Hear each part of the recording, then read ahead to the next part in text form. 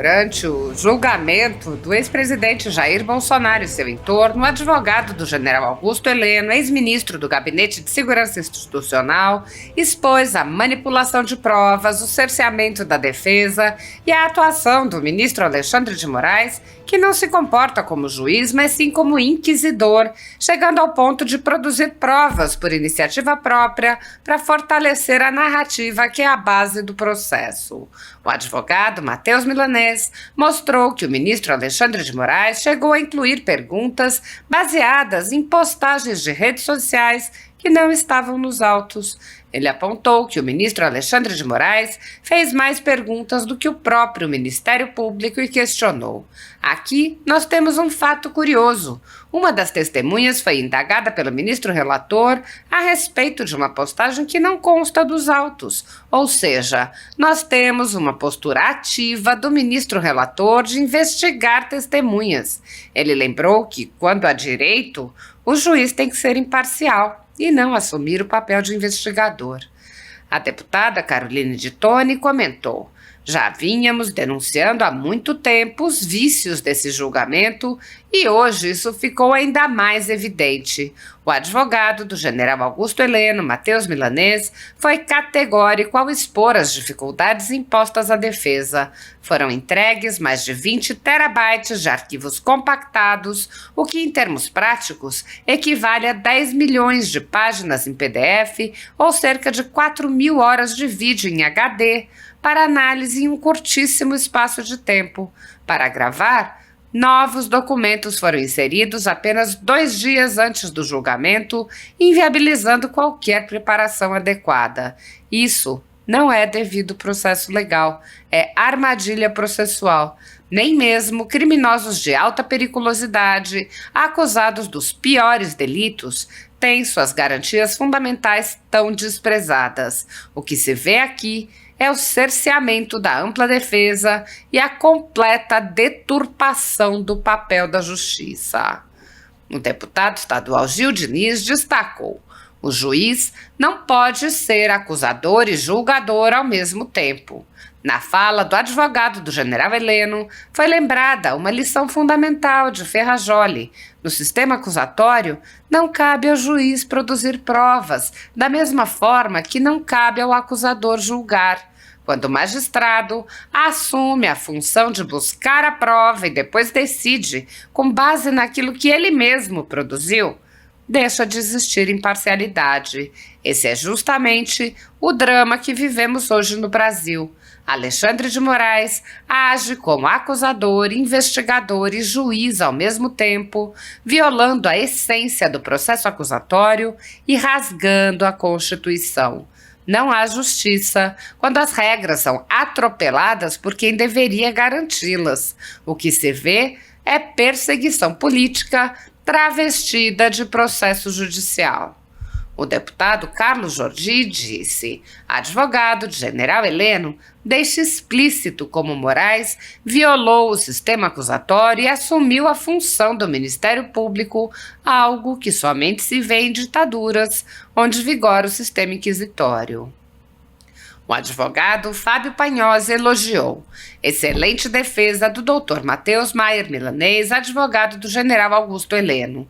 É absolutamente incabível que um magistrado assuma a postura de juiz inquisidor, concentrando em si funções que não lhe competem. Por muito menos, o próprio STF anulou inteiramente a Operação Lava Jato e proferiu longos sermões de moralidade ao então juiz Sérgio Moro e ao procurador Deltan Dallagnol, lições que hoje se revelam mais falsas do que nunca.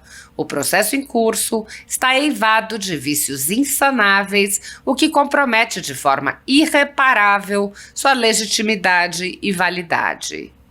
A cidadã Jaqueline Loyola observou: defesa de general Heleno ataca a atuação de Moraes. Não existe imparcialidade. A defesa resumiu todo esse espetáculo ridículo. O deputado estadual Major Meca disse: sensacional a manifestação do advogado do general Heleno. É inadmissível que quem produz a prova seja o mesmo a julgá-la. Isso está longe de ser um tribunal imparcial. É a essência de um tribunal inquisitório. Na conjuntura jurídica atual do Brasil, muitas pessoas estão sendo tratadas como subcidadãos e subhumanos, sendo perseguidas implacavelmente por medidas judiciais invasivas e arbitrárias, sem direito razoável ao contraditório e à ampla defesa, pelo simples motivo de terem manifestado apoio ao ex-presidente Jair Bolsonaro, por expressarem suas opiniões, são alvo de CPIs, de inquéritos secretos conduzidos pelo ministro Alexandre de Moraes no Supremo Tribunal Federal, ou são vítimas de medidas arbitrárias, como prisões políticas, apreensão de bens, exposição indevida de dados, entre outras. O ex-presidente Jair Bolsonaro chegou a advertir em um pronunciamento para uma manifestação da subprocuradora Lindora Araújo, da Procuradoria-Geral da República, que denunciou o uso da técnica da Fishing Expedition por parte do ministro Alexandre de Moraes. A técnica é comum nos inquéritos conduzidos por Moraes contra adversários políticos, jornais independentes e cidadãos que se expressam de maneira crítica contra a conduta de ministros da Suprema Corte. Neste modus operandi, o investigador promove uma devassa em pessoas escolhidas por ele para procurar algum indício, algum motivo para acusação, em contrariedade ao preconizado pelo direito que deveria investigar fatos. Em inquéritos conduzidos em cortes superiores, observa-se um procedimento característico. Matérias da velha imprensa atribuem um rótulo ou marca a um grupo de pessoas e isso é tido como suficiente para quebras de sigilos, interrogatórios, buscas e apreensões, prisões e confiscos. As matérias e depoimentos de pessoas suspeitas são aceitas sem questionamento e servem de base para medidas cautelares contra as pessoas marcadas. Após promover uma devassa nas pessoas e empresas, no que é conhecido como Fishing Expedition, os dados são vazados para a velha imprensa, que então promove um assassinato de reputações que dá causa a novas medidas abusivas. Conforme vários senadores já notaram, os procedimentos são comumente dirigidos aos veículos de imprensa independentes, em evidente tentativa de eliminar a concorrência, controlar a informação e manipular a população brasileira. Os inquéritos são mantidos abertos por tempo indeterminado para continuarem a produzir seus efeitos devastadores sobre as vidas dos investigados que não têm meios para questionar as decisões. Em um inquérito administrativo no Tribunal Superior Eleitoral, seguindo esse tipo de procedimento, o ministro Luiz Felipe Salomão ordenou o confisco da renda de diversas pessoas, sites e canais conservadores, inclusive a Folha Política. A decisão recebeu elogios dos ministros Luiz Roberto Barroso, Alexandre de Moraes e Edson Fachin. E o inquérito passa de corregedor em corregedor, enquanto a renda do trabalho de famílias e empresas permanece confiscada sem base legal. Após o ministro Luiz Felipe Salomão, já foram relatores do inquérito os ministros Mauro Campbell Marques, Benedito Gonçalves e Raul Araújo. A atual relatora é a ministra Isabel Galotti. A decisão não discrimina os conteúdos e atinge a totalidade da renda dos sites com o objetivo de levar ao fechamento dos veículos por impossibilidade de gerar renda. Todos os nossos rendimentos de mais de 20 meses de trabalho são retidos sem qualquer base legal. Se você apoia o trabalho da Folha Política e pode ajudar, doe qualquer valor através do Pix, utilizando o QR Code que está visível na tela ou o código ajude@folhapolitica.org. Caso não utilize Pix, há a opção de transferência bancária para a conta da empresa Raposo Fernandes, disponível na descrição deste vídeo e no comentário fixado no topo. Há mais de 10 anos, a Folha Política vem mostrando os fatos da política brasileira e dando voz a pessoas que o cartel midiático do país quer calar. Pix ajude@folhapolitica.org. Inicialmente, saúdo o excelentíssimo senhor presidente, aqui da primeira turma do Supremo Tribunal Federal, Cristiano Zanin, excelentíssimo ministro relator, Alexandre de Moraes, excelentíssimo senhor ministro Flávio Dino, excelentíssimo senhor ministro Luiz Fux, excelentíssima senhora ministra Carmen Lúcia, ilustríssimo senhor representante do Ministério Público, subprocurador-geral Paulo Vasconcelos Jacobina, nobilíssimas colegas advogados e advogadas aqui presentes, ilustríssimos servidores e servidoras deste Supremo Tribunal Federal, brasileiros e brasileiras que nos assistem, minha saudação a todos. Eu inicio, excelência, com uma citação de Piero Calamandrei, em que ele fala: conheci um químico que, quando no seu laboratório destilava venenos, acordava às noites em sobressalto, recordando com pavor que 1 miligrama daquela substância bastava para matar um homem. Como poderá dormir tranquilamente o juiz que sabe possuir, num alambique secreto, aquele tóxico súbtil que se chama injustiça e do qual uma ligeira fuga pode bastar, não só para tirar a vida, mas o que é mais horrível, para dar a uma vida inteira indelével sabor amargo, que doçura alguma jamais poderá consolar. Munidos nessas palavras, excelências, que venho aqui falar em nome de Augusto Heleno Ribeiro Pereira, e peço a gentileza que já coloquem os slides na tela. Inicio, excelências, apontando os 3 tópicos que vou falar durante minha fala. Primeiro, nulidade da manipulação e impossibilidade de análise das provas colhidas durante a investigação. Segundo, nulidade pela violação do sistema acusatório e direito ao silêncio.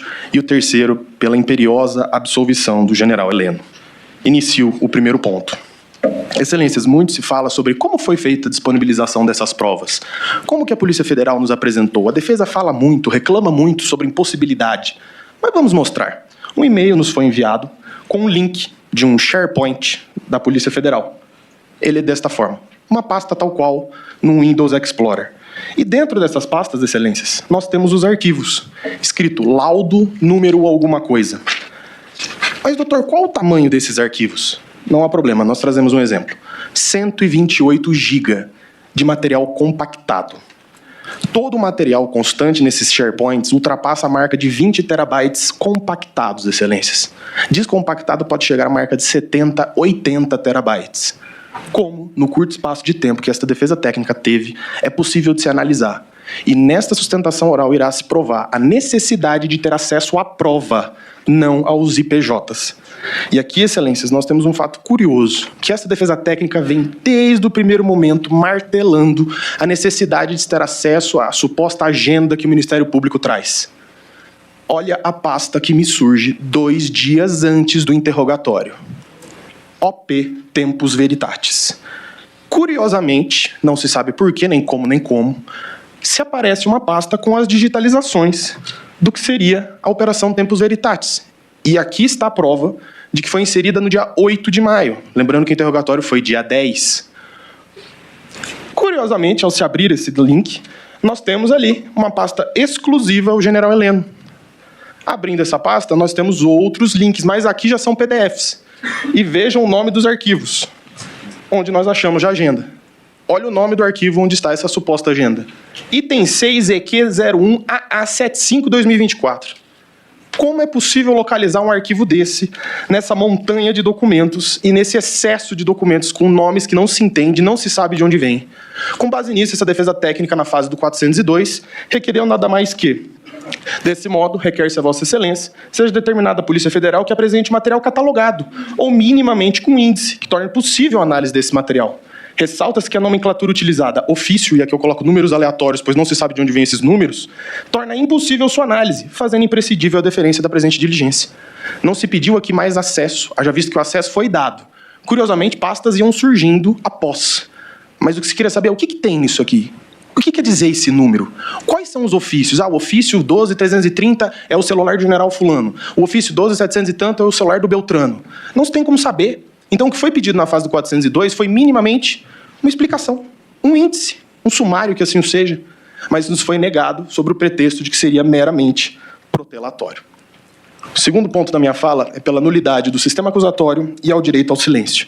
E aqui, excelências, eu começo com um ponto bem sensível, que são as perguntas realizadas no dia dos interrogatórios. Vejamos, excelência, que aqui se trata das perguntas diretas. Nós não pegamos, por exemplo, quando o Ministério Público faz uma pergunta e o ministro relator se aproveita para fazer uma pergunta em cima, ou seja, que são perguntas originadas diretamente do ministro relator e diretamente do Ministério Público. Nós temos 302 perguntas do ministro relator contra 59 da Procuradoria-Geral da República.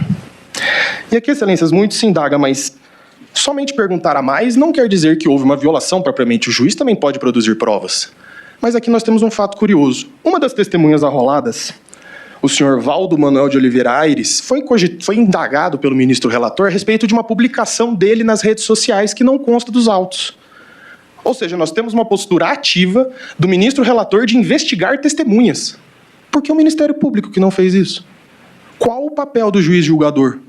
Ou é o juiz inquisidor? O juiz é um imparcial, o juiz é um afastado da causa. Por que o magistrado tem a iniciativa de pesquisar as redes sociais da testemunha?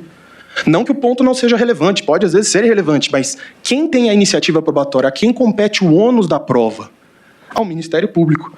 E aqui eu trago uma citação bem curiosa, em que fala que é de ferrajolha a lição de que no sistema acusatório, diante da rígida separação de papéis entre sujeitos processuais, que é seu ponto característico, não é possível que o juiz assuma a iniciativa da prova, do mesmo modo que o acusador não pode exercer a função de julgar. E aqui eu trago ainda uma outra lição do professor Auli Lopes Júnior, em que ele fala: é da essência do sistema acusatório a aglutinação de funções na mão do juiz. Não existe imparcialidade, pois uma mesma pessoa busca a prova e decide a partir da prova que ele mesmo produziu.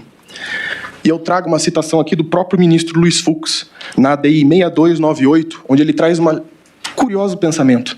A legítima vedação à substituição da atuação probatória do órgão acusador significa que o juiz não pode, em hipótese alguma, tornar-se protagonista do processo.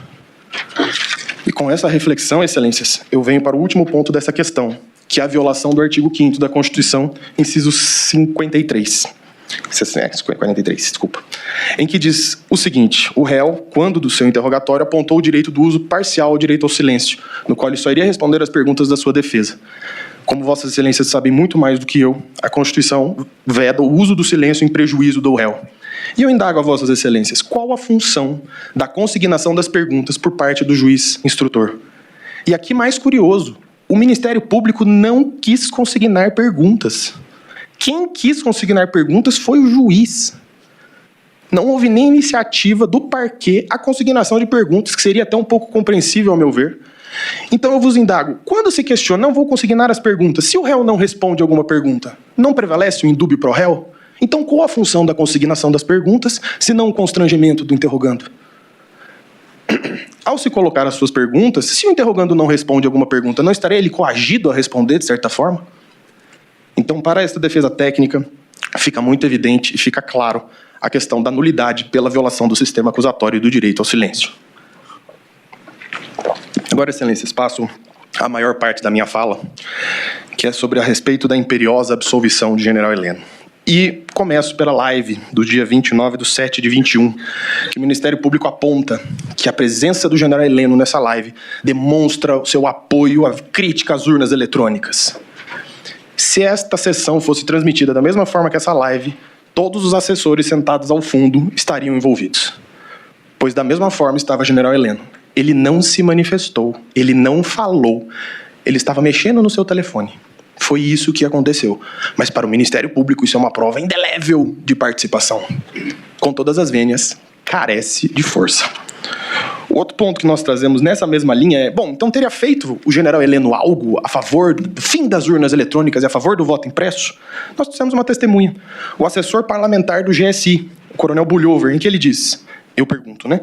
Agora, mais especificamente, da função que o senhor ocupava, alguma vez o senhor foi encarregado de levar a parlamentar a questão de fraude das urnas? Ele responde que não. Eu indago novamente, alguma vez o senhor teria sido encarregado pelo General Heleno de fazer lobby para aprovação do voto impresso no Congresso? Em que ele também afirma que não.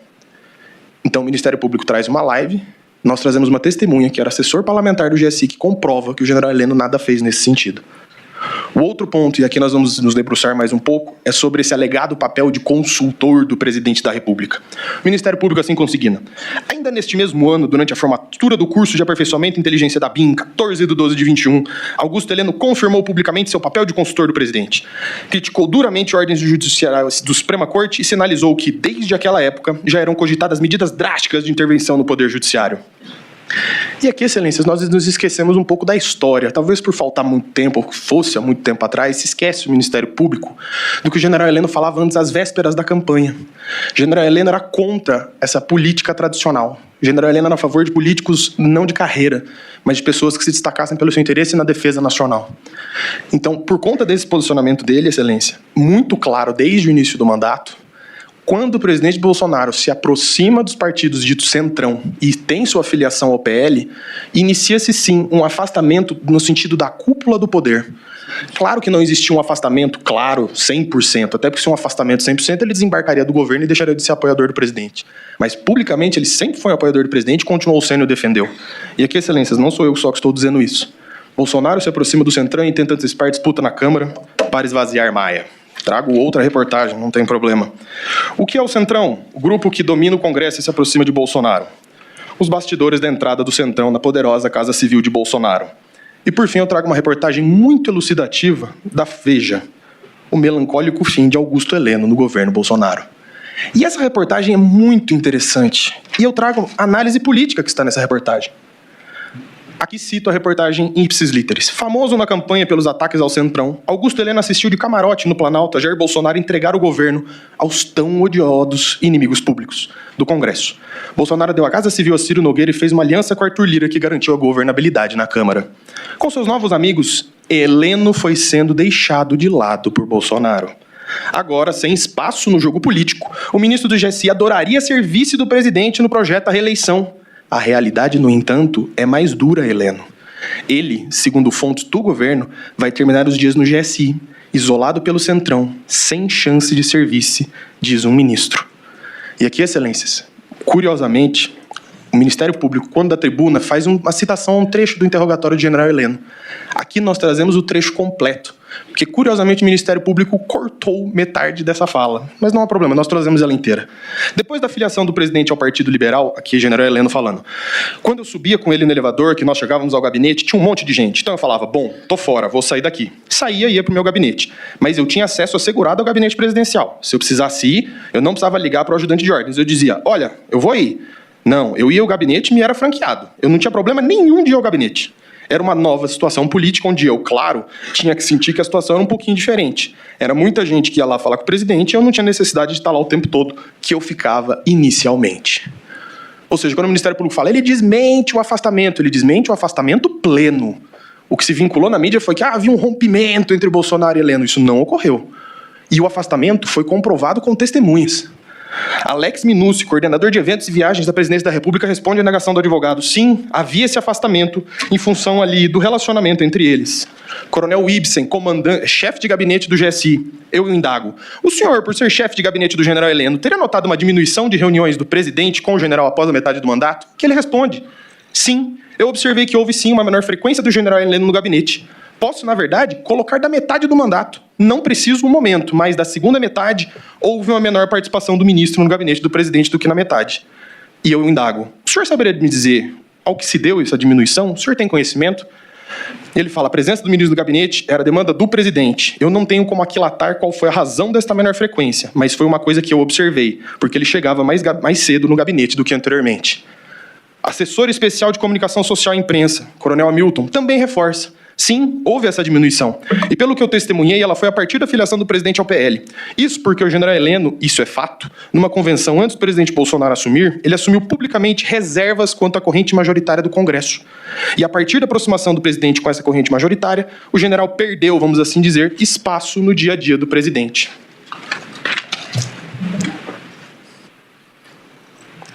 Opa, deixa eu só que veio duplicado aqui. E continua a testemunha. E o presidente fez isso. O general Heleno entendeu muito bem por uma necessidade de apoiar os seus projetos no Congresso Nacional. Isso o general Heleno entendeu perfeitamente. Frisemos aqui. Mas, nesses assuntos majoritários, macros do Brasil, houve realmente esse afastamento. Ele entendeu. Continuou recebendo o presidente diariamente pela manhã, despachando os assuntos apenas do GSI, mas continuou apoiando, defendendo o presidente e viajando com o presidente. Mas realmente houve esse afastamento. Ah, mas o senhor só está trazendo testemunhas de defesa. Não tem problema, nós trazemos uma testemunha de acusação. General Freire Gomes, comandante do Exército, eu indago. O senhor sabe me informar se o general Heleno, da metade do mandato presidencial, do presidente para frente, estaria mais afastado da cúpula do Executivo? Na minha percepção, sim. O réu colaborador, Mauro Cid, o Ministério Público indaga. Ainda uma última pergunta, senhor ministro relator. Se o presidente da República tinha apurado se aconselhar com o general Heleno questões políticas relevantes, no que o ministro relator, por favor. Inicialmente, e mais para o fim do mandato, nos últimos 2 anos, esse aconselhamento se reduziu bastante. O general Heleno foi, cada vez menos, sendo demandado para despachar e assessorar o presidente. Aí o Ministério Público indaga, mas eu gostaria de saber se houve uma cessação completa desses contatos. Não, completa não, mas diminuição bastante do que era do começo houve. Vamos pegar alguém mais próximo ao presidente, o chefe da segurança presidencial, Coronel Soares, diretor da segurança presidencial. Então eu indago, eu vou fazer uma pergunta aqui mais voltada para o cargo que o senhor ocupava. O senhor notou a diminuição das reuniões do presidente Bolsonaro com o general Heleno? Na minha área de segurança presidencial, a gente notou que houve uma redução da influência do general. E ele explica. Eu posso explicar isso da seguinte forma. Durante os 2 primeiros anos, quando nós vínhamos, tínhamos uma atividade que nós identificávamos com risco alto, nós conversávamos com o general Heleno e o general Heleno conversava com o presidente, de forma que esses eventos, algumas vezes muito poucos, eles não ocorriam ou nós autorizávamos a colocar medidas mais restritivas à segurança. Então, nós restringíamos mais o público e colocávamos mais medidas. A partir do segundo mandato, a partir da segunda metade, reduziu bastante essa influência do general. E aqui, excelências, eu coloco um ponto da caderneta, que curiosamente foi esquecido pela Polícia Federal, dessa pequena divergência entre o general Heleno e o presidente da República. Para o general Heleno, o presidente tinha que se vacinar. Isso está na sua caderneta pessoal.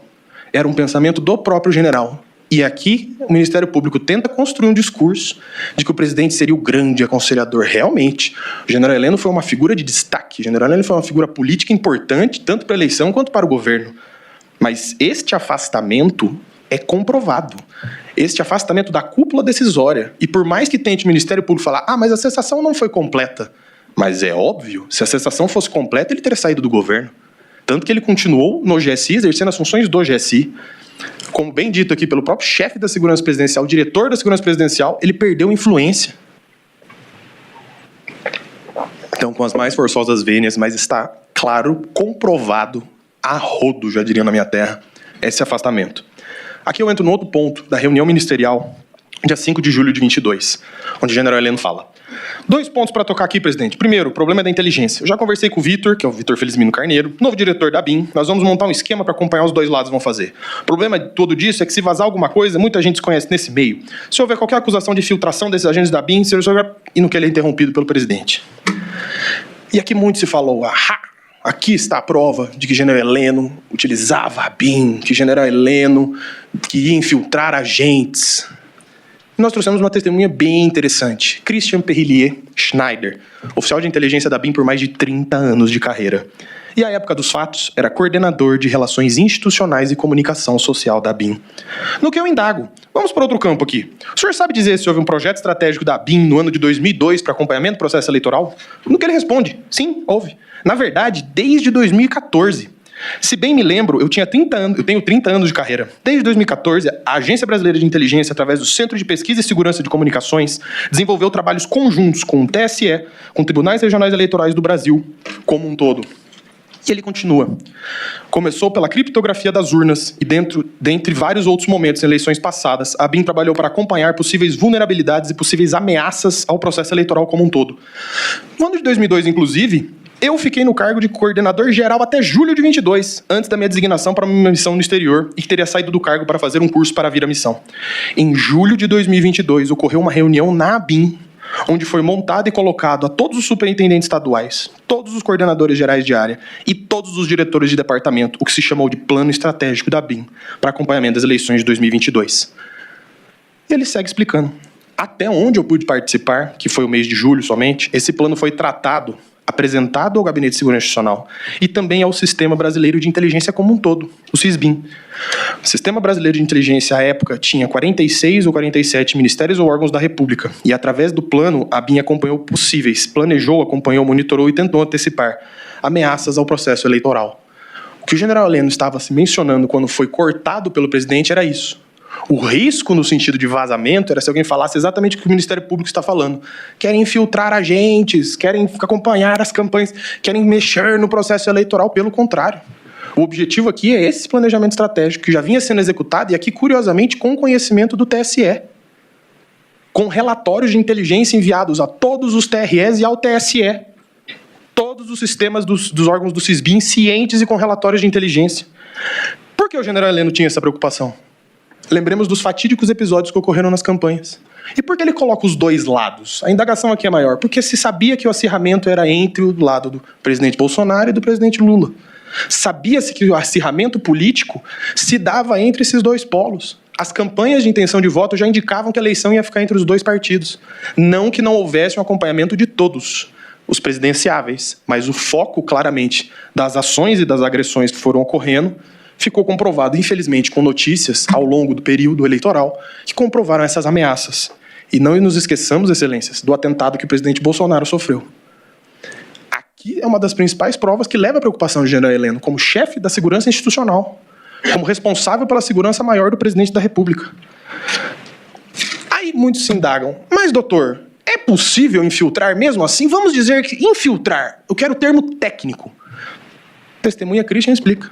Eu indago, a minha questão aqui é objetiva. Eu quero saber se nesse espaço de tempo, desde a reunião ministerial de 5 de julho até as eleições, é possível ou não realizar o processo de infiltração de agentes. Viabilidade do meio. Não, legalmente é impossível e tecnicamente é impossível. Porque as práticas e rotinas que você precisa preparar para a infiltração de agente, ela não se faz em 3 meses. Aí eu continuo. Mas atuar como agente infiltrado, foi isso que eu entendi ou estou errado? O senhor está correto. É proibido legal e nesse prazo, inclusive operacionalmente, não teria como técnico operacional nesse curto espaço de tempo. Normalmente as infiltrações são preparadas. Eu acho que todos puderam observar nos jornais aí nos últimos dias o serviço russo. Ele coloca uma pessoa no país 10, 12 anos até poder utilizar como infiltrado. Então, não se faz infiltração com pouco espaço de tempo. É uma técnica de alto risco. Espera lá. É possível? Não. Essa defesa está provando que é impossível infiltrar agentes. E não é a defesa que está falando. Quem está falando é um oficial de inteligência com mais de 30 anos de carreira. E eu indago a vossas excelências, que prova o Ministério Público trouxe em contrário? Nada. O que o Ministério Público apresentou para que se tornasse possível a infiltração de agentes? Nada. E aqui sigo na reunião. O segundo ponto é que não vai ter VAR nas eleições. Não vai ter segunda chamada, não vai ter revisão do VAR. Então o que tiver que ser feito, tem que ser feito antes das eleições. Se tiver que dar um soco na mesa antes das eleições, se tiver que virar mesa antes das eleições. No dia seguinte, todo mundo reconhece, fim de papo. Aí tem que ficar bem claro, acho que as coisas têm que ser feitas antes das eleições. Vai chegar num ponto que nós não vamos poder falar mais nada. Vamos ter que agir contra determinadas instituições e determinadas pessoas. Isso para mim é muito claro, só isso. Excelência, se tratava de uma reunião ministerial, onde com todas as vênias a dosagem de palavras não era necessária. Eu indago a vossas excelências se numa reunião fechada, vossas excelências medem as palavras tais quais falam a público. O que o general Heleno está trazendo aqui nessas falas, e aqui na verdade falas de certo ponto até republicanas, após as eleições não tem discussão. Após as eleições não tem o que falar. Até o próprio presidente Bolsonaro falava isso. Quem ganhou a maioria dos votos leva. O que se passa nesse ponto? Era sabido que havia, e será explicitado por essa defesa técnica mais à frente, uma crise institucional entre o Poder Judiciário e o Poder Executivo. Então, esta fala do general Heleno numa reunião ministerial vem no sentido de algo tem que ser feito. Nós temos que fazer alguma coisa. O que nós podemos fazer? O que pode ser discutido? O que pode ser tratado? Porque depois que se passarem as eleições, não tem como. Não existe você tentar fazer alguma coisa depois do resultado das urnas. E aqui é muito curioso, porque como termina essa reunião? O presidente Bolsonaro fala, senhores, sem cortar, muito obrigado a todos, porque senão não termina. Espera lá. É assim que termina uma reunião que tinha como objetivo preparar os atos do dia 8? Quais foram as ordens e orientações para iniciar planejamentos efetivos com vistas a essa suposta ruptura? Eu continuo. Em particular, em relação ao general Heleno, o que ficou acordado nessa reunião para que o GSI executasse nos próximos meses? Foi realizada alguma outra reunião ministerial para que os presentes na reunião anterior apresentassem as atividades determinadas desse 5 de julho de 22? E alguma prova foi levantada no sentido de que o general Heleno determinou alguma ação do GSI? Nada, excelências. Essa reunião, com todo o respeito que a ministra Carmen Lúcia, mas aos mineiros que me têm muito no coração, pois sou de São Paulo, seria um toró de parpite na minha terra. Então, assim, se foram falas, o que ficou proposto? O que foi feito? Do que foi retirado? Quais foram os empreendimentos realizados a partir dessa reunião ministerial? Nada, excelências. Nada foi tirado daí. E em específico, o general Heleno, de quem estou falando aqui, não há nenhuma prova. E pelo contrário, nessa sustentação oral, a defesa técnica vai trazer provas de que nada disso foi ventilado no GSI. E aqui, excelências, eu chego ao ponto mais interessante do Ministério Público. A dita caderneta golpista. E aqui, excelências, eu fiz questão de colocar no slide. Importante notar que a defesa técnica vai fazer menção à prova, não ao IPJ. O Ministério Público, do começo ao fim desse processo, desde a fase de inquérito, não menciona a prova, menciona os informes de polícia judiciária. E foi aqui que o Ministério Público incidiu em erro, por acreditar cega e piamente na Polícia Federal. Iniciamos com uma alegação da Procuradoria-Geral da República. Interrogado em juízo a respeito, Augusto Heleno confirmou que essa agenda utilizada frequentemente. Abro aspas. Estava na minha mão quase sempre, onde eu anotava as coisas que eram de meu interesse. Fecha aspas. Segue o Ministério Público. Afastando a ideia de meras anotações privadas, o réu declarou que já utilizava a agenda nas reuniões anteriores ao início do governo Bolsonaro e que seguiu utilizando-a depois, valendo do seu conteúdo anotado, para debater temas em conjunto com o ex-presidente e demais integrantes do governo. Eu peço curiosa atenção ao trecho que o Ministério Público traz. Estava na minha mão quase sempre, onde eu anotava as coisas que eram do meu interesse. Mas não tem problema, a gente traz o resto da fala. Era um documento particular, secreto, não vinculado aos assuntos que estavam escritos naquela agenda. Não apresentava nada que pudesse levar ao julgamento que essa agenda era uma caderneta golpista. Com todo o respeito ao Ministério Público, mas por que cortar essa fala? Por que tirar uma conclusão, sendo que a fala diz outra coisa? Então, com todas as vênias. E aqui se fala, doutor, mas o senhor só está trazendo a fala do general? Não, a gente traz testemunha também. Coronel Hamilton, assessor especial de comunicação social. Também, doutor, aproveitando em relação à agenda apreendida na residência, eu também nunca vi aquela agenda. O general Heleno não compartilhava comigo nem nas reuniões de coordenação. Foi um outro assunto que nós tomamos conhecimento só com a liberação do sigilo pelo STF.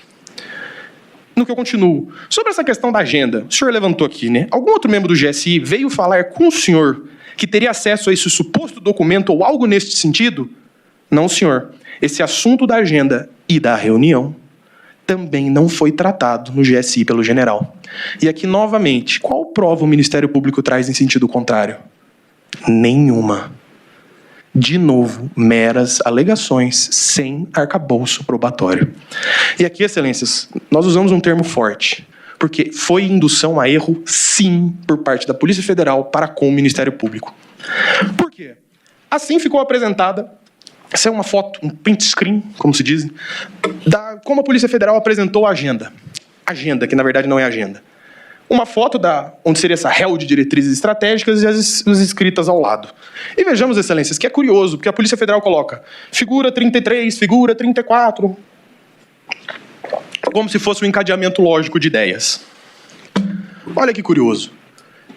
As páginas onde estão esse réu de diretrizes estratégicas e aquela questão de se o MJ acionar a AGU estão 100 páginas de distância uma da outra.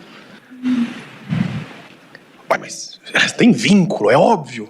É óbvio. Com todas as vênias, mas se nós pegarmos um livro, começo e o fim, 100 páginas de distância, não tem noção, uma coisa não tem nada a ver com a outra. E aqui nós vamos mais a fundo, nessa réu de diretrizes estratégicas. A Polícia Federal esqueceu as 2 páginas seguintes.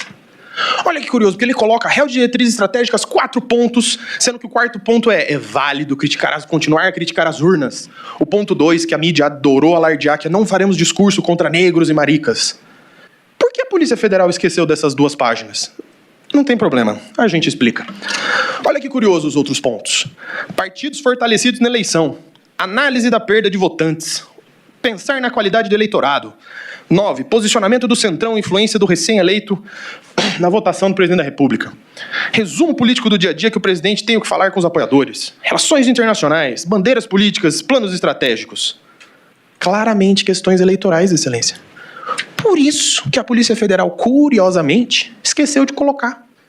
Ela pega esses 4 pontos, amarra na questão do MJ e está claro um planejamento de golpe. Não, excelências. Uma parte dessa agenda, desse caderneta, não tem nada a ver com a outra. São pontos distintos, diametralmente opostos, que se tratam de questões eleitorais. E aqui a questão da AGU, que é muito curioso, né? Se sabia a respeito do tensionamento existente entre o Poder Judiciário e o Poder Executivo. E aqui se fala que seria um manual de descumprimento de decisões judiciais. E aqui eu trago alguns esclarecimentos à época dos fatos. O uso do Supremo por partidos políticos de oposição para viabilizar o governo Bolsonaro era patente. O atrito entre Poder Judiciário e Poder Executivo era indiscutível. Uma fala de um ex-ministro do Supremo reverberou bastante, que seria: o STF está sendo utilizado pelos partidos de oposição para fustigar o governo. Isso não é sadio, não sei qual será o limite. E eu trago uma reportagem da Folha de São Paulo, de fevereiro desse ano, com o título: Decisões monocráticas do Supremo disparam nos últimos 15 anos com picos sobre o governo Bolsonaro. E por fim eu trago uma citação aqui ao, à época, recém-eleito, Davi Alcolumbre, presidente do Congresso, em que ele diz: o Brasil clama por pacificação, por um ambiente de respeito, onde as diferenças sejam vistas como oportunidades de crescimento. Doutor, desculpe, aquela frase que está entre aspas, o STF está sendo utilizado, é de quem? É de um ex-ministro, Marco Aurélio Mello. Ah, sim, obrigado. Aqui, excelências, com respeito às indagações que eu faço a respeito disso, qual delegado foi pressionado? Porque nessa questão do uso do MJ se fala que a AGU faria e o governo pressionaria algo nesse sentido para cumprirem a decisão, para não cumprirem a decisão. Qual delegado foi pressionado? Bruno Bianco disse em juízo que não houve nada de pressionamento e não foi nem consultado sobre isso. Então, ponto 2 já está esclarecido. E terceiro, de que forma o réu, o general Heleno, pressionou alguém? E foi instaurado algum inquérito para apurar isso? De fato, houve alguma investigação a respeito disso? Então, se usou a AGU de alguma forma? Se pressionaram delegados? Não, excelências. Não há nenhuma outra prova nesse sentido. E aqui eu trago uma explicação bem curiosa, que são outras anotações sobre o judiciário, para mostrar como esta agenda era somente um suporte da memória do próprio general. Onde ele coloca: questão do STF, ministro Barroso decide uma ADPF. E vejamos como aqui o Ministério Público trata o general Heleno como se fosse um jurista renomado, em que ele escreve o que é ADPF, ação direta, descumprimento do preceito fundamental. E embaixo nós temos o quê? Vacinas, 15 mil dezembro, 15 mil janeiro, 70 mil fevereiro. Na outra página nós temos Toffoli, questão dos 20 dias de férias embaixo, trabalhando com força. Na mesma página nós temos assuntos discordantes. E os senhores querem me falar que um assunto que está a 100 páginas de distância do outro tem vínculo? Mas, doutor, nós estamos falando de questionamento de ordens judiciais. Não tem problema, nós trazemos um caso emblemático que aconteceu há pouco tempo.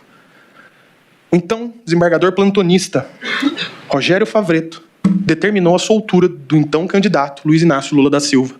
Uma ordem do plantão judicial. Chega na Polícia Federal e a Polícia Federal cumpre? Não. A Polícia Federal alega que seria ilegal. Suscita dúvida ao juiz de primeiro grau, que provoca o juiz relator natural da causa no TRF, que anula e modifica, vamos assim dizer, a decisão do juiz plantonista. Então, pera lá. Seria tão absurdo se cogitar no não cumprimento de decisão judicial ou de um questionamento da legalidade da ordem judicial? O que houve aqui foi um não cumprimento por parte da Polícia Federal. Foi um questionamento. Por que eles não cumpriram? Porque supostamente seria ilegal a ordem. Então, nós estamos falando aqui de questionamento, de pensamento. Eu estou trazendo um caso real. Mais à frente, a acusação traz: além disso, ficou comprovado nos autos que as diretrizes e argumentos preparados por Augusto Heleno guardavam perfeita sintonia com o material encontrado na posse de Alexandre Ramagem. Ambos os réus registraram em diversas anotações argumentos para atacar o sistema eleitoral brasileiro e os demais poderes constitucionais, especialmente o poder judiciário, ideias que claramente foram incorporadas ao discurso de Jair Bolsonaro. Onde está essa perfeita sintonia? O Ministério Público alega: se fala sobre urnas, com todas as vênias, excelência. No ano que nós estávamos, o Brasil inteiro não discutia sobre urnas? Então o senhor quer me dizer que só porque tinham anotações sobre urnas com Ramagem, existiam anotações sobre questão de urnas com Heleno, isso é uma perfeita sintonia? Então o Brasil é o país mais alinhado do mundo, pois tudo se discutia a urna naquela época, seja se eram seguras, seja se não era, seja se são auditáveis, e tudo nesse sentido. Todo esse tipo de discussões eram levantadas. Discussões. E aqui eu vou mais à frente. Sobre a politização do GSI, que é trazido pela Procuradoria-Geral da República, que o general Heleno teria deixado o DNA bolsonarista, que isso teria atrapalhado nas questões do dia 8. Vamos lá. Eu indago a testemunha, o réu. Nesse sentido, para explanar para os senhores ministros, o senhor saberia falar como funciona essa indicação de membros para o GSI? Tirando os cargos que eram de absoluta confiança, que logicamente em qualquer lugar são preenchidos pelo chefe da entidade, os outros cargos eram preenchidos quando esses cargos vagavam. Eu mandava um pedido para os diferentes órgãos, solicitando que eles recompletassem os agentes que eram destinados a eles como instituição. Eu indago, só para entender. Por exemplo, se algum militar vinha da aeronáutica, exército ou marinha, quando essa vaga do militar vagava, era disposta novamente a força para indicar um substituto? Que ele responde: nem eram as forças, às vezes, era a polícia militar. Eram pedidos a diferentes órgãos, principalmente do DF. Esses servidores se integravam ao GSI e passavam a participar das atividades do GSI. Essa quantidade de servidores era exatamente por conta das viagens presidenciais que eram preparadas pelo GSI. Perfeito, general. Minha pergunta é um pouco mais incisiva no sentido de que, assim, Um servidor que estava na BIM, como o senhor bem falou aqui, da Polícia Militar, por exemplo, quando essa vaga de servidor abria, a força ou órgão qual o servidor indicava, isso, eu solicitava que eles indicassem. Nunca devolvi alguém ou julguei que aquele servidor não era capaz de cumprir a missão. Sempre fui muito bem sucedido com as indicações dos diferentes órgãos, mas eu fazia questão de prestigiar essa indicação e tinha muita confiança. Aí eu falo, os cargos que o senhor escolhe então seriam os mais ligados aos cargos de confiança. Sim, senhor. E aqui eu trago a testemunha Christian novamente. O senhor sabe me informar se o general Heleno manteve pessoas que eram de gestões anteriores ao GSI, como do presidente Temer e da Dilma? Sim, responde a testemunha. Inclusive o chefe de gabinete, por exemplo, do ministro do GSI à época, comandante de Marighella Ibsen, era chefe de gabinete, por exemplo, do general Entigoyen, quando ministro do GSI. Por exemplo, o assessor parlamentar do GSI, que toda ela era composta na época pelo coronel Moura Alves, coronel Valmor Brulhover e vários outros que trabalhavam já na presidência em governos anteriores, inclusive dentro de governos anteriores do PT. Sigo para o general Penteado, secretário executivo do GSI. O senhor poderia nos dizer se o general Heleno politizou o GSI? Do ponto de vista do secretário executivo, nenhuma. Uma vez o general Heleno teria abordado assuntos políticos dentro do GSI? Comigo, nenhuma vez. Chefe de gabinete, comandante Ibsen. O senhor tem conhecimento ou sabe dizer se o general Heleno politizou o GSI? Eu posso, dentro do meu conhecimento, do que acompanhei, dizer que não houve essa politização. Perfeito. Alguma vez o general teria abordado assuntos política partidária? Não. Como chefe de gabinete, o senhor poderia nos responder se o general Heleno manteve pessoas de outras gestões, como por exemplo do Temer ou da Dilma? Sim, a maioria do gabinete foi mantida. E eu indago a respeito de porcentagem, ele fala que mais da metade. O general Oliveira Freitas, que foi diretor de segurança da informação do GSI. Eu indago, alguma vez o senhor saberia dizer se o general Heleno teria politizado o GSI? Eu nunca vi assuntos políticos serem tratados lá. Inclusive, nós mantemos lá todas as pessoas que estavam no GSI. E o general permaneceu com o mesmo chefe de gabinete, até as secretárias. Eu trabalhava no meu departamento, eu trabalhava no anexo do palácio, não trabalhava no gabinete, mas verifiquei que o general é da opinião que militar assume uma função. Coronel Hamilton, novamente. O senhor sabe dizer se o general Heleno teria politizado o GSI? Em que ele responde, não, o general Heleno não politizou o GSI, ele era o político. Pelo tempo que eu tenho de GSI, quase 12 anos. Eu posso até afirmar que o GSI é apolítico e apartidário.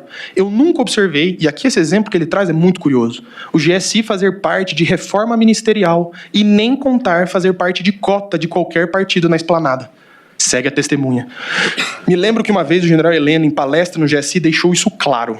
Ele disse que, pela proximidade com o presidente, pelo assessoramento direto, talvez, por vezes, ele pudesse desempenhar esse papel de assessor político, mas que os servidores deveriam continuar nas suas atividades diárias.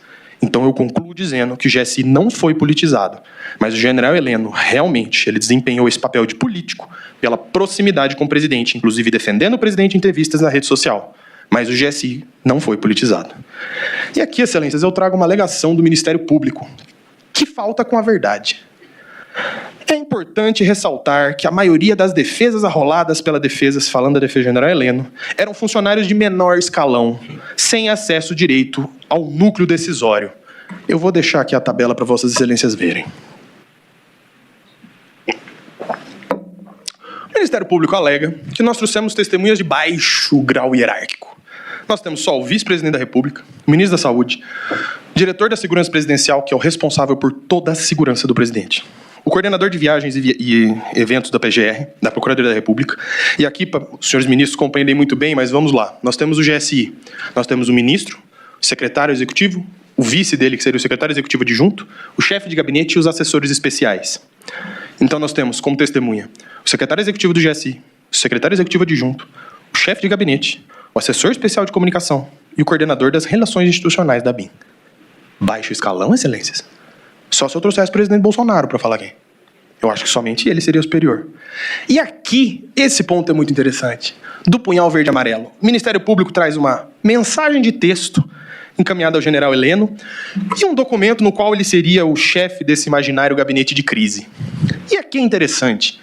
Mas o general Mário Fernandes enviou ao general Heleno uma mensagem pedindo que fizesse um vídeo de apoio às pessoas que estavam nos quartéis.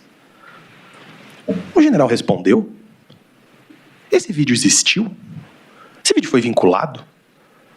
O general Heleno conversa com o general Mário Fernandes?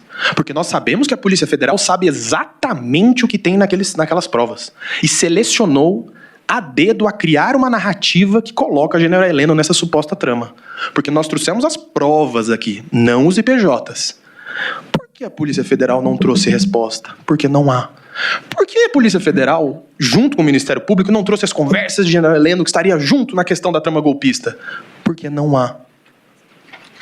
Excelências, papel aceita tudo. Recentemente, nós vimos um julgamento neste mesmo Supremo Tribunal Federal, onde o ministro Alexandre de Moraes teria feito uma ordem de prisão para si próprio. Mas foi o ministro Alexandre que fez a ordem. Está no papel. Ou esse papel foi feito por alguém que não o ministro Alexandre? Então, com todas as vênias da Procuradoria-Geral da República, mas porque no papel está escrito que ele seria o chefe do gabinete de crise, quer dizer que ele tinha conhecimento? Quer dizer que ele participou da confecção desse documento? Então agora, se existia uma mensagem enviada a algum ministro, faça um vídeo para apoiar os QGs, esse ministro estava envolvido? Não houve resposta, não tem diálogo, não tem participação, não tem absolutamente nada. E aqui eu parto para outro ponto bem interessante da denúncia, que seria as reuniões no Palácio da Alvorada, onde se debatem essas minutas golpistas. Indago ao general Freire Gomes. General, as minhas perguntas são objetivas. Primeiro, o general Heleno alguma vez abordou o senhor, com o senhor ou sobre o senhor que seja, sobre uma minuta de estado de exceção em posição de algum estado? Jamais. Testemunha segue. Eu pergunto, alguma vez o general participou de alguma reunião onde foi abordada a minuta golpista, ou mesmo sobre ruptura institucional na qual o senhor participou? Também não. Aí eu vou além. Eu falo, algum militar com o senhor, falou com o senhor que o general Heleno teria convocado o referido militar a participar dessa imposição de estado de exceção? Também não. E aqui, excelências, é curioso, porque o general Heleno é tido como a referência das Forças Armadas brasileiras. Um ídolo, um homem a ser tido como exemplo. Não há um único militar nesse país que não saiba da importância do general Heleno para a estrutura das Forças Armadas. E ele não falou com ninguém. Freire Gomes foi seu cadete na academia. Eles se conhecem. Ele não foi falar, sendo que o principal entrave, o que o Ministério Público traz, que teria evitado o golpe, foi o comandante do Exército. E o general Heleno não falou com o comandante do Exército. O general Heleno não falou com ninguém para ir falar com ele.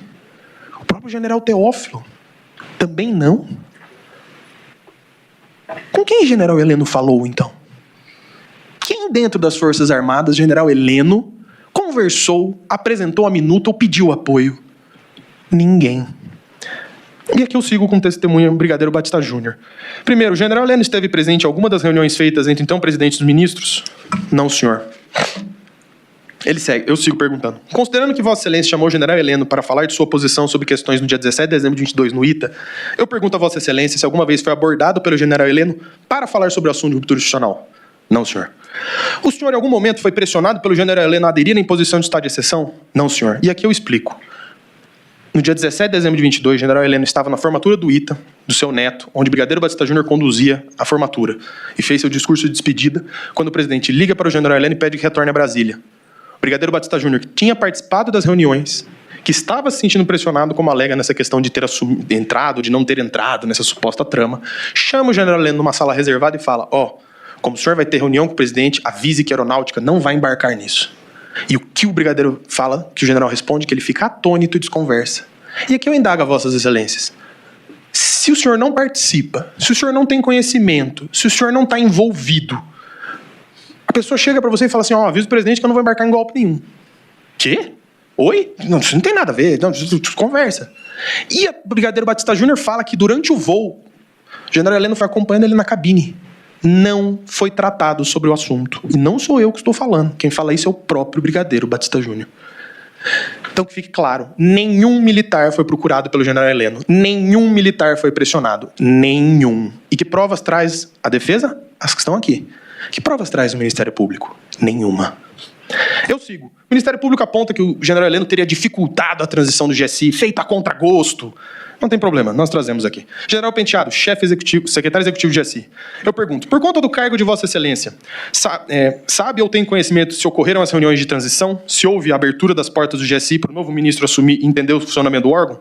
Houve 2 reuniões, houve 3. Na verdade, 2 das quais eu mesmo capitaneei.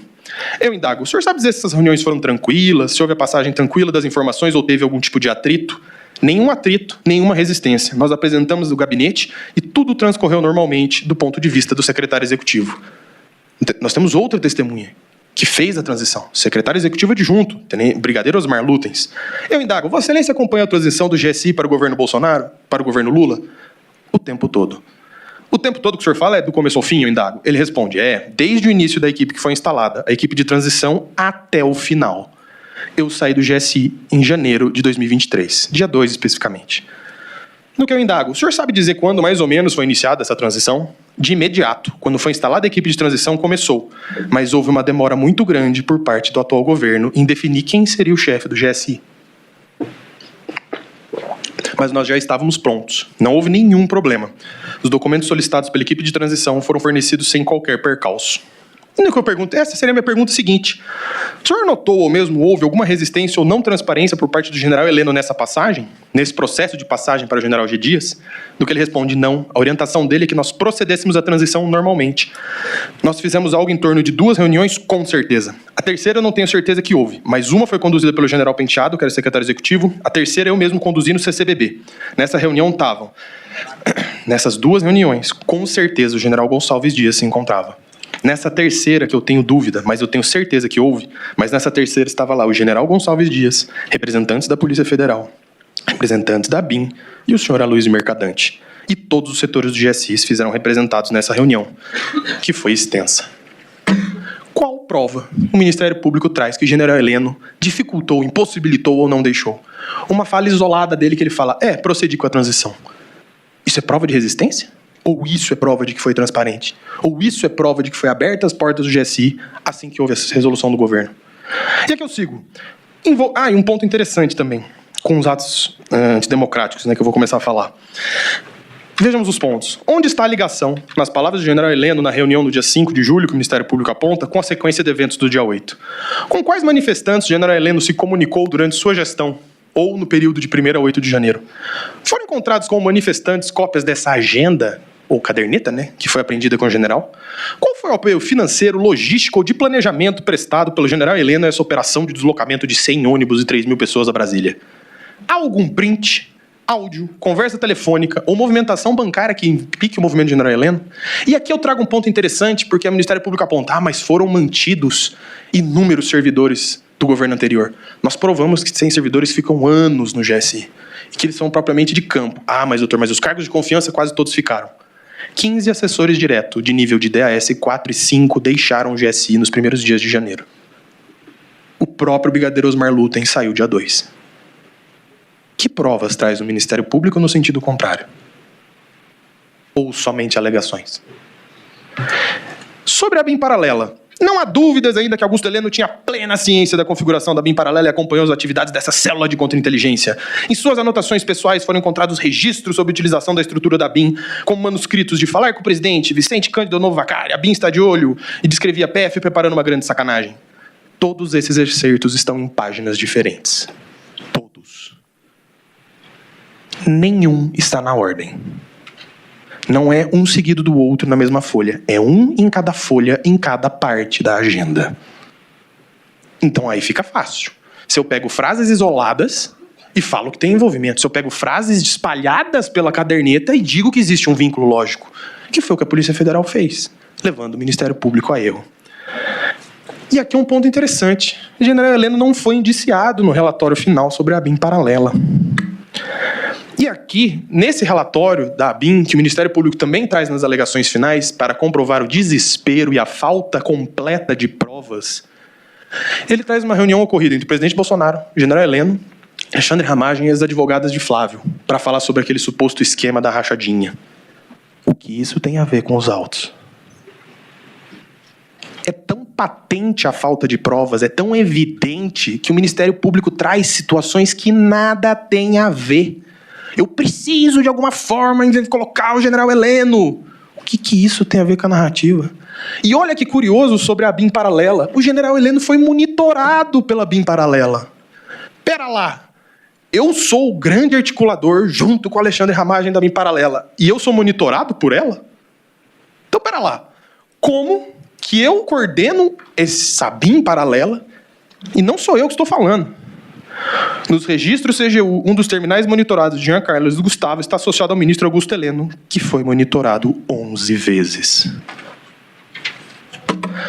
Outro ponto interessante, a ABIN não é subordinada ao GSI. A ABIN ela é vinculada ao GSI. Ela é uma autarquia, funciona livremente. E aqui um ponto que foi muito batido. sobre Alexandre Ramagem e Augusto Heleno estarem sempre juntos, que seriam parceiros nessa empreitada. Trago o Christian novamente. Indago, por conta do cargo que o senhor ocupava, o senhor saberia informar se Alexandre Ramagem tinha agenda somente com o presidente e sem a presença do general Heleno? Com certeza tinha. Ele segue. O diretor Ramagem normalmente tinha um despacho semanal ordinário que ocorria segundas às tardes ou terças pela manhã com o ministro-chefe de GSI, general Heleno. Mas ele possuía uma sala no segundo andar do palácio, onde passava grande parte da semana despachando diretamente no Palácio do Planalto. E por diversas vezes, dentro da sua agenda ou não. Ele tinha reuniões com o presidente da República, muitas vezes sem a ciência do GSI. Mas o que mais temos sobre o general Heleno? Eu trago o réu colaborador. Na audiência, eu peço ao senhor ministro, seguindo na linha de sim ou não, para facilitar, eu gostaria que o réu colaborador, num dos seus termos, que termos presentes, que ele falou até para Vossa Excelência, eu só queria que ele confirmasse o seguinte trecho. Eu nunca vi uma ação operacional ou de planejamento do general Heleno. Senhor ministro, por favor. No que ele responde, confirmado. Eu repito, eu nunca vi uma ação operacional ou de planejamento do general Heleno. O réu colaborador é um meio de prova-chave para o Ministério Público. Suas alegações são tidas como um dos sustentáculos da acusação. E é isso que ele fala sobre o general Heleno. Mas temos mais, não seja por isso. Quando o réu colaborador estava falando com o ministro Alexandre de Moraes, quando foi chamado a falar numa das audiências sobre sua colaboração, o ministro relator pergunta, o senhor aponta que o assunto da trama do golpe, que quebra de normalidade e decretação do estado de exceção e de sítio, ideia de quebra de normalidade, era discutida no governo. O senhor aponta ainda a existência de 3 grupos distintos que discutiam esse assunto. E ele vai falar do ponto que ele chega. O ministro relator pergunta, o senhor também, nesse mesmo depoimento, antes disso aqui, entre os corréus, o senhor identifica alguém que estava nesses grupos?